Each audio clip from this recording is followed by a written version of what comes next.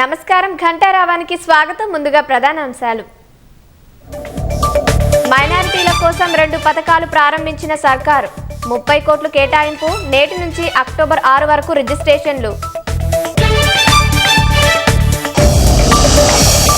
రాష్ట్రంలో 3 రోజుల పాటు తేలిక నుంచి మోస్తరు వర్షాలు.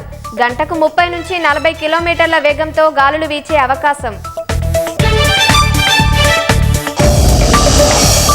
ఓట్ల చోరీ అంశంపై స్వరం పెంచిన రాహుల్ గాంధీ. దొంగలను సీఈసీ రక్షిస్తుందని ఆరోపణ.